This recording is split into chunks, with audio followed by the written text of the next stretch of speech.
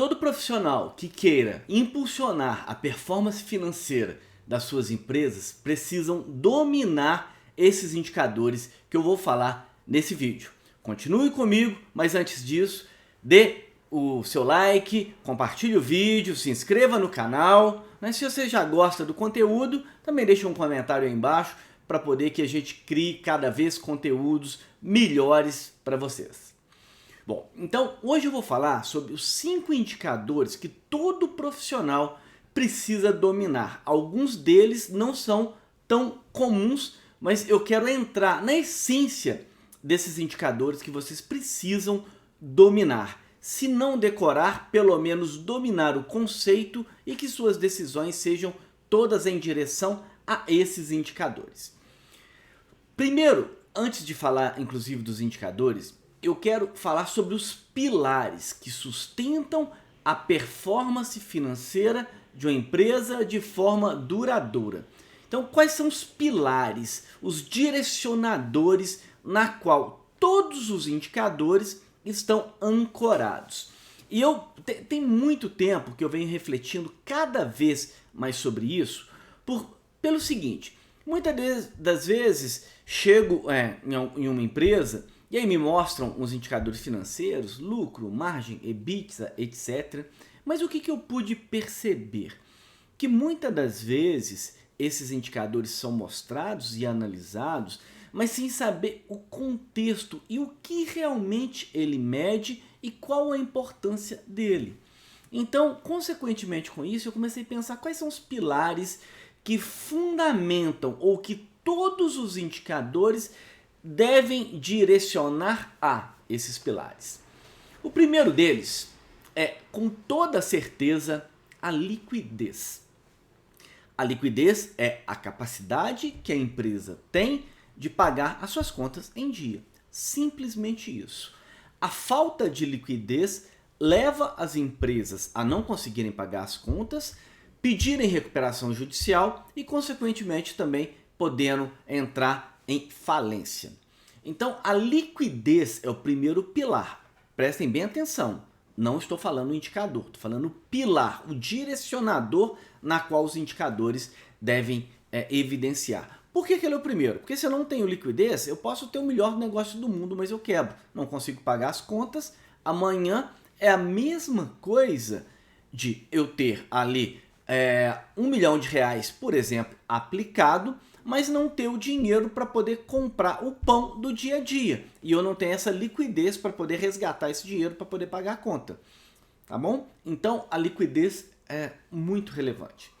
O segundo pilar fundamental na qual nós temos que ter a clareza e a noção é a rentabilidade.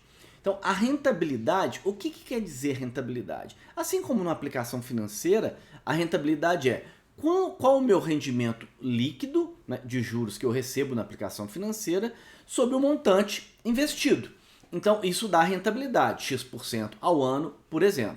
Então, a rentabilidade é um dos principais pilares na qual nós temos que direcionar, porque é ela que mostra o quão eficiente a empresa tem de transformar o capital investido em lucro operacional líquido, ou vamos dizer, o rendimento da empresa. Então, esse é o segundo pilar. Então, primeiro, liquidez, segundo, rentabilidade. O terceiro pilar fundamental que temos que monitorar é o custo de capital. Ou seja, uma empresa ela sempre vai captar fontes de financiamento, sejam dos acionistas ou sejam de terceiros, e aplicar os seus recursos. Então, essas fontes de financiamento custam recursos. No caso de credores financeiros, a taxa de juros, ali, e no caso dos acionistas, o custo de oportunidade deles. Então, eu preciso entender qual que é o meu custo ali do capital. Porque se o meu capital tiver um custo muito alto, a empresa tem que ter uma rentabilidade muito maior, porque senão eu vou pegar um custo muito alto, aplico numa rentabilidade menor, vou estar perdendo dinheiro. Então, eu preciso dominar esse pilar de custo do capital. Já o quarto pilar, que é fundamental também, é o ritmo que vai se imprimir de crescimento na empresa. Então, esse seria o quarto pilar. Por que eu coloquei esses 4 pilares? Porque eles se entrelaçam entre si, né? O primeiro, sempre ali como prioridade, que é a liquidez. Se eu não tiver liquidez, eu não consigo continuar a empresa. E ponto final. Agora, os 3 outros pilares, eu sempre vou fazer a pergunta, que já existem vídeos aí no meu canal que fala sobre isso. Se a minha rentabilidade é maior do que o meu custo de capital, eu vou focar no crescimento da empresa. Agora, caso contrário, se a minha rentabilidade for menor do que o meu custo de capital, eu não foco no crescimento. Primeiro eu conserto a rentabilidade para depois focar no crescimento. Então esses são os pilares que norteiam toda a evolução da empresa. Então sempre, por que eu falo de pilar? Ah, Luiz, mas teoria? Não é teoria. Porque se vocês pelo menos internalizam isso, todas as decisões que vocês tomarem, consciente ou até mesmo inconsciente, desde que esse conceito esteja internalizado, vão direcionar sempre a isso, vocês vão lembrar exatamente isso. Tem liquidez, melhora a rentabilidade, reduz o custo de capital e otimiza o crescimento em função da rentabilidade do custo de capital? Então esse daí é o mindset que vai direcionar as decisões. Bom, então agora vamos lá então para os indicadores. Então eu vou falar aqui os 5 indicadores que vocês precisam dominar, tá? E com as suas derivações. O primeiro deles é o fluxo de caixa operacional. Por que o fluxo de caixa operacional é importante? Porque o lucro líquido, ele não é fluxo de caixa. O lucro líquido é um potencial gerador de fluxo de caixa.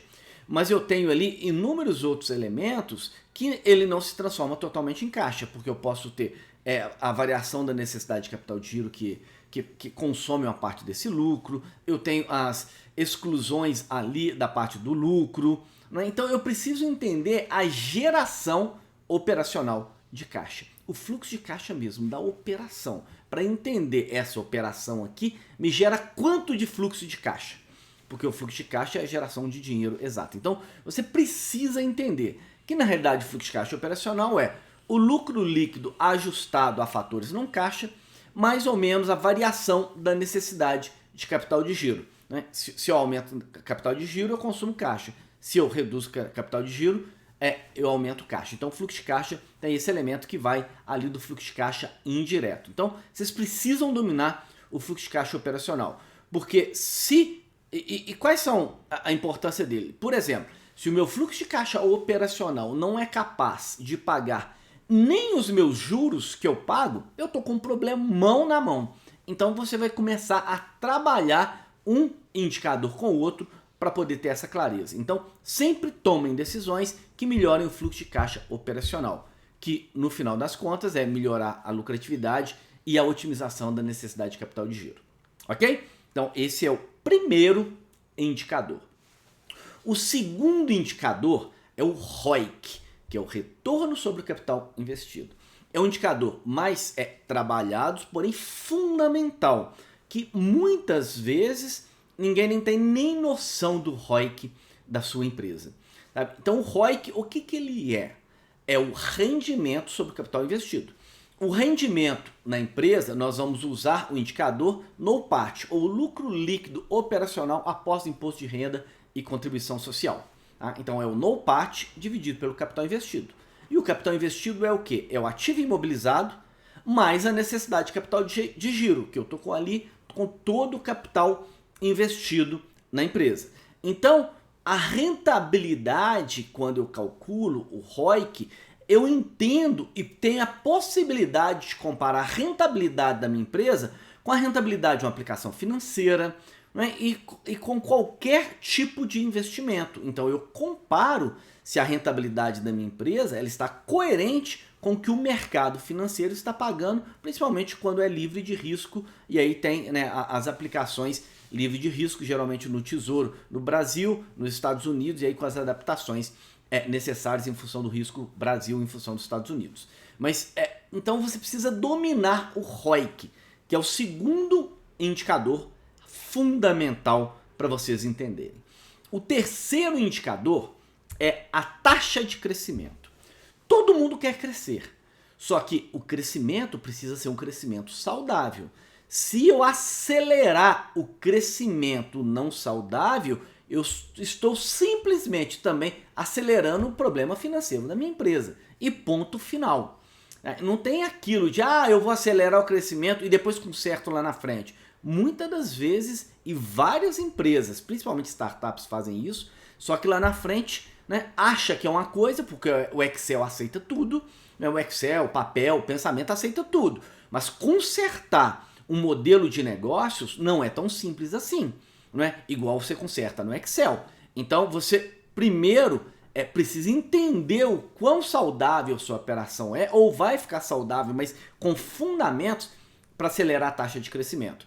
Então, a taxa de crescimento é simplesmente o percentual de crescimento ao longo dos últimos anos. E aí, por que é importante esse indicador? Porque eu vou entender com a minha taxa de crescimento e o indicador que eu falei anteriormente, o ROIC, ali, se eu estou crescendo devagar ou se eu estou crescendo depressa demais em função do que o ROIC me indica e, consequentemente, com o custo de capital. Tá certo? Então, você precisa dominar a taxa de crescimento para poder dominar os fundamentos da empresa. Esse foi o terceiro indicador. O quarto indicador, né, muito falado, e isso é bem relevante, só que eu fiz uma adaptação nele, é a dívida líquida sobre algum indicador. Então, geralmente, os bancos utilizam dívida líquida dividido pelo EBITDA, que quer dizer o quê? Quantas vezes a dívida líquida é maior do que o EBITDA para poder simplesmente ver a capacidade de pagamento da dívida da empresa. Então, esse é o indicador. E a dívida líquida, quem não sabe, eu pego toda a dívida da empresa e subtraio do caixa. Então, o caixa ficaria para poder pagar uma parte da dívida, tendo caixa, então eu tenho uma dívida líquida. Então, esse indicador me mostra a capacidade da empresa, que a empresa tem de pagamento das dívidas. Mas qual a adaptação que eu fiz?